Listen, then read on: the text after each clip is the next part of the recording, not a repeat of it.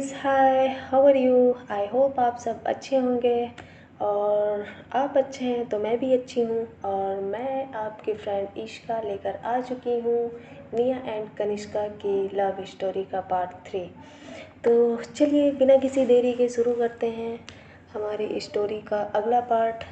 तो इससे पहले मैं थोड़ा सा बता दूँ प्रीवियस पार्ट के बारे में, जिसमें निया एंड कनिष्का शॉपिंग मॉल से शॉपिंग करके खुशी खुशी एक दूसरे से बातें करते हुए जा रही होती हैं। मैं मॉल की थोड़ी सी सिचुएशंस के बारे में बता दूँ। उसकी लोकेशंस बिल्कुल मेन रोड पे होती है। और जैसा कि हम इंडिया की प्रॉब्लम जानते हैं कि लोग इंडिया में अगर कार पार्किंग नहीं होती है तो मेन रोड पे ही कार पार्क करके कहीं भी चले जाते हैं और उन्हें रोकने टोकने वाला कोई नहीं होता है। मौसम भी बहुत सुहाना होता है। पूरे काले काले बादल आसमान में छाए हुए होते हैं, ठंडी ठंडी हवाएं चल रही होती हैं।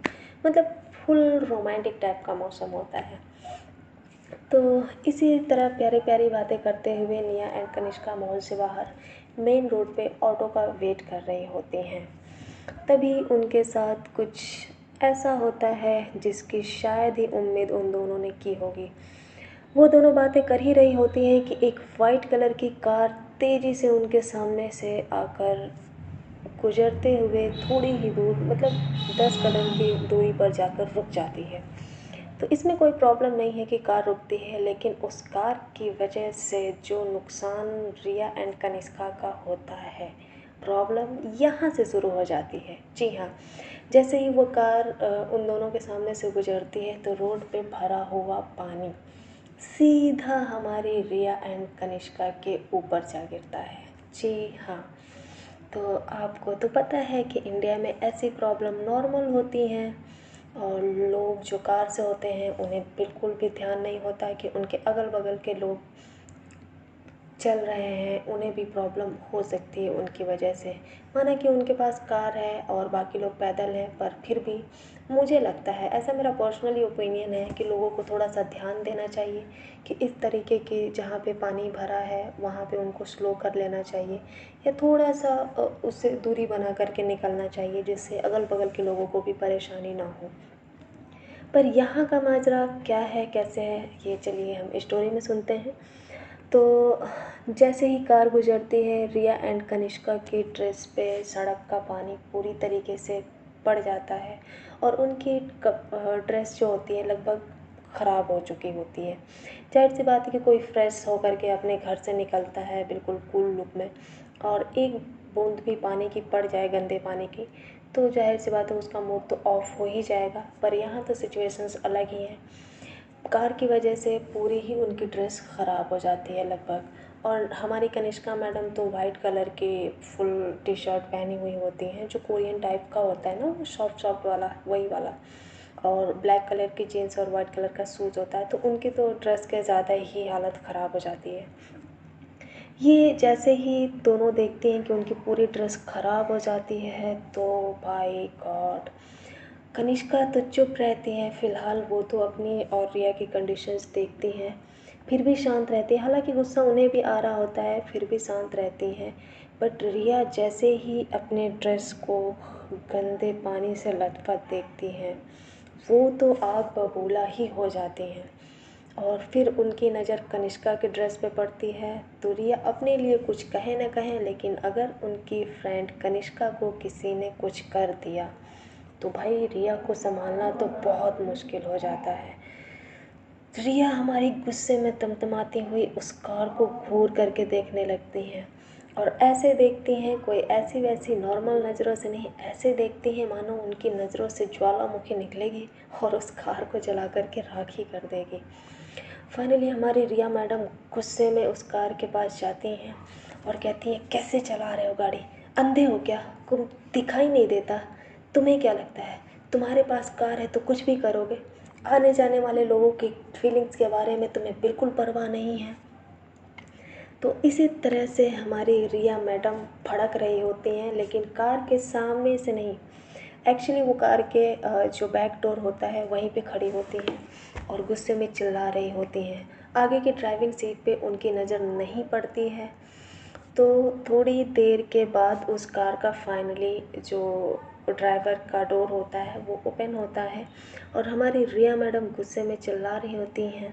तभी वो देखती हैं कि कार की ड्राइविंग सीट से कोई लड़का नहीं, एक बहुत ही खूबसूरत, बेइंतहा खूबसूरत सी लड़की निकलती है। रिया जैसे ही वह देखती है तो वो उसका मुंह खुला का खुला रह जाता है, क्योंकि वो लड़की होती ही इतनी खूबसूरत है कि किसी की भी नज़रें बिल्कुल जा कर के टिक जाती हैं उस पर। तो हमारी रिया मैडम भी थोड़ी देर के लिए तो शांत हो जाती हैं, फिर अगले ही पर गुस्से में फिर से वही बातें दोहराने लगती हैं। उस लड़की को देखकर ही ऐसा लगता है कि बाई गॉड, उनके तो एक एक पार्ट से, यानी कि बॉडी लैंग्वेज से या फिर उनके ड्रेसअप सेंस से, सब कुछ से ही पता चलता है कि वो कोई आम फैमिली से तो बिलोंग करती नहीं है। अच्छी खासी रईसजादी देखने में ही लग रही होती हैं। तो हमारी रिया मैडम की जैसे ही बातें सुनती हैं वो लड़की, यानी कि जो कार ड्राइव कर रही होती है वो लड़की, जैसे ही रिया की गुस्से भरी बातें सुनती है तो बड़े ही व्यंग्यात्मक तरीके से, यानी कि वो होता है ना, वो बिल्कुल कुछ ना समझने वाली, तो उस टाइप के लहजे में मुस्कुराते हुए तीखी सी मुस्कान होठों पर लाते हुए बोलती हैं, क्या कहा तुमने? मुझे दिखाई नहीं देता? आखिर तुम जैसे लोगों को देखने की ज़रूरत ही क्या है? या तुम ही बता दो, तुम्हारे अंदर ऐसा क्या ख़ास है कि मैं अब तुम्हें देखते हुए चलूं? रिया ने जैसे ही उस लड़की के बात करने को टोन को नोटिस किया तो वह गुस्से में और आग बबूला हो गई। उस लड़की की बात को सुन करके ही अंदाज़ा लगाया जा सकता था कि वो कितनी घमंडी हो सकती है, और एग्जैक्टली वो थी घमंडी। तो जैसे ही उस लड़की ने ऐसा बोला, उसने अपने आँखों से चश्मा उतारा, और जैसे ही उसने अपनी खूबसूरत आँखों से चश्मा उतारा तो उसकी आँखों में बाई गॉड पैसे का घमंड साफ साफ झलक रहा था। उस लड़की ने इतना ही नहीं, आगे इंसल्टिंग अंदाज में अपनी बातें जारी रखी। उसने कहा कि भला मुझे तुम जैसे लोगों को देखने की क्या ज़रूरत है? आखिर तुम में ऐसा है ही क्या कि मैं तुम्हें देखूं? ये ये बातें उसने ज़्यादा ज़ोर से नहीं कही, धीमे से ही कही थी, लेकिन बहुत ही ज़्यादा इंसल्टिंग था गाइस। किसी को भी बुरा लग सकता है अगर ऐसे कोई बात करे। तो जैसे ही हमारी रिया ने सुना तो वो तो ऑलरेडी गुस्से वाली थी, और उस लड़की की बातें सुनकर बहुत ज़्यादा गुस्से में तिलमिला उठी। उसने रिया ने कहा, क्या मतलब? हम जैसों से तुम्हारा क्या मतलब है? तभी उस लड़के ने कहा, तुम जैसों से मेरा मतलब है तुम जैसे छोटी हैसियत वालों। व्हाट? रिया ने जैसे उसके मुंह से ये बात सुनी वह दंग रह गई।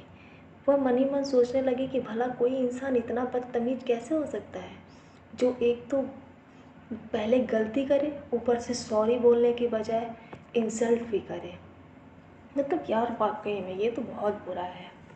मुझे भी ऐसे कैरेक्टर के लोग बिल्कुल पसंद नहीं आते, जो अपनी गलती भी न माने, ऊपर से अपने पैसे और हैसियत का दिखावा करें। खैर जो भी है, तो आइए आते हैं स्टोरी पे। तो जैसे उस लड़की ने ये कहा कि तुम जैसे हैसियत वाले लोग, तो ये बात सुनकर जाहिर सी बात है कि हमारी रिया मैडम फिर से एक बार गुस्से में आग बबूला हो गई।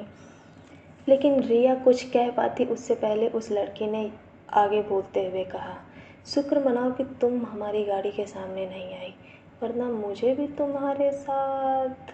उसने हालांकि अपने बातों को पूरा नहीं किया, पर उसका मतलब कोई भी समझ सकता था। तभी हमारी रिया ने आगे कहा, तुम अंधी ही नहीं बल्कि एक नंबर की बिगड़ैल, अकड़ू और बदतमीज भी हो। तुम्हें बिल्कुल तमीज़ नहीं है कि किसी से कैसे बात करनी चाहिए। खैर, मैं तुम जैसे दो कौड़ी के इंसान से मुंह क्यों लग रही हूँ? मुझे शायद यहाँ से चले जाना चाहिए। उस लड़की ने जैसे ही रिया के मुंह से अपने लिए ऐसी बातें सुनी तो उसका भी गुस्सा अलग ही लेवल पे पहुंच गया, और उसने गुस्से में कहा, तुम्हारी हिम्मत कैसे हुई मुझसे ऐसे बात करने की? और उस लड़की ने देखा न था, और गुस्से में रिया को थप्पड़ मारने के लिए अपना हाथ आगे बढ़ाया। लेकिन इससे पहले कि उस लड़की के हाथ रिया के गालों तक पहुंच पाए, किसी ने आकर के उसका हाथ तेज़ी से पकड़ लिया और कस के घुमा करके कार के डोर पे जा कर के लगा दिया। यस यस यस, आपने सही समझा, आपने बिल्कुल सही समझा। वो हमारी कनिष्का ही थी, बिल्कुल शांत, जो अभी तक पीछे से खड़ी होकर के सब कुछ देख रही थी और उस लड़की की बदतमीजियों को लगातार बर्दाश्त कर रही थी। जैसे ही उसने रिया को मारने के लिए हाथ बढ़ाया तो अब तो हद ही हो गई। फिर तो हमारी हीरोइन की एंट्री होनी ही थी और उसने उस लड़की के हाथ को पकड़कर गुस्से में कार से लगा दिया। उस लड़की, पहले तो कुछ समय लग गया उसे समझने में कि आखिर उसके साथ ऐसा हुआ क्या, कैसे वो इतनी जल्दी वहाँ से यहाँ आ गई। उसे महसूस हुआ कि उसके हाथ को किसी ने कस के पकड़ा है और उस लड़की ने गुस्से में अपना सर उठाया उसे देखने के लिए, जिस इंसान ने उसके साथ ऐसा बिहेव किया होता है।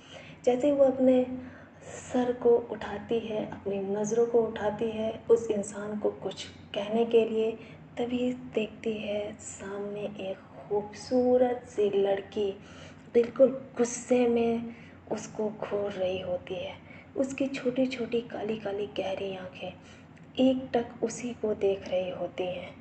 जैसे ही उस घमंडी लड़की की नज़र कनिष्का के चेहरे पे पड़ती है तो उसकी आंखों से जा मिलती हैं और एक सेकंड के लिए वो लड़की हैरान रह जाती है, क्योंकि कनिष्का की आंखें बहुत ही गहरी, शांत और खूबसूरत होती हैं।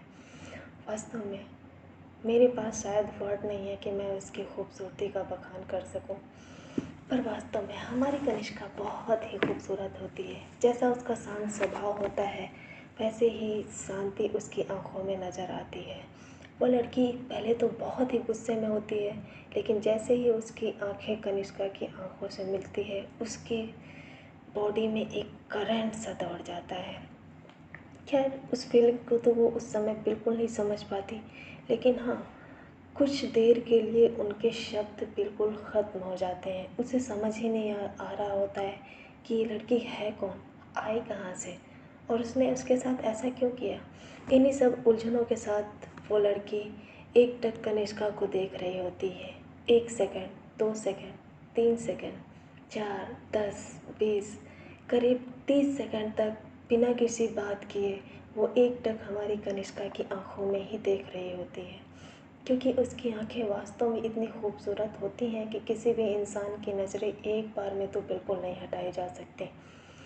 तो फाइनली वो देख ही रही होती है, तभी हाईवे से एक तेज़ कार हॉर्न करते हुए निकलती है और वो लड़की अपने होश में आती है।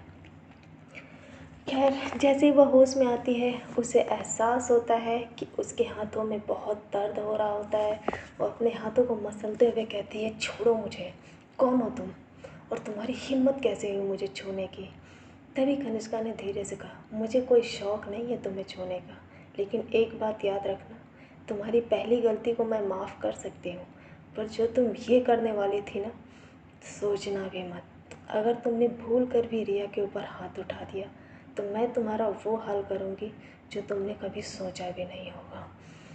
फिर क्या था, उस लड़के ने जैसे ही ये बातें सुनी, उनकी तो ईगो पे मानो किसी ने अटैक ही कर दिया हो। वो गुस्से में उसे पीछे ढकेलना चाहती थी, पर कनिष्का के हाथों की पकड़ इतनी मजबूत थी कि वो बस चिड़िया की तरह अपने उसी जगह पे फड़फड़ा सकती थी, पर उससे आज़ाद नहीं हो सकती थी।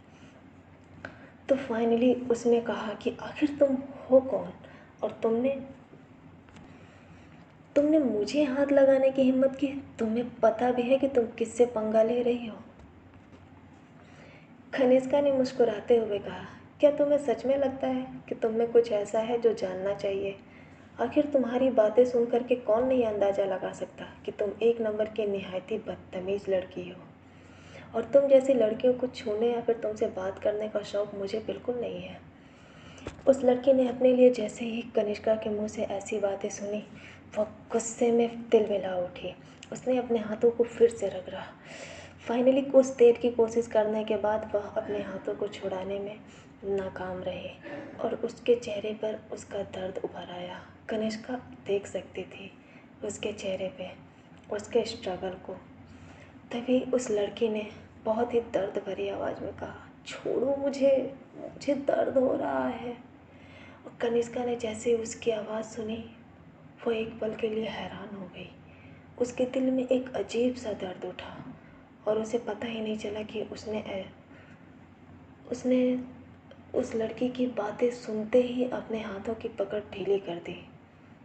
वो मन ही मन सोचने लगी, ये क्या था? आखिर उसे उस लड़की की ऐसी बातें क्यों नहीं बर्दाश्त हो रही है? आखिर उसकी तकलीफ़ों से मुझे अजीब सी टेंशन क्यों हो रही है? कनिष्का को ऐसा फील हो रहा था मानो किसी अपने ने ही उससे ये कहा हो।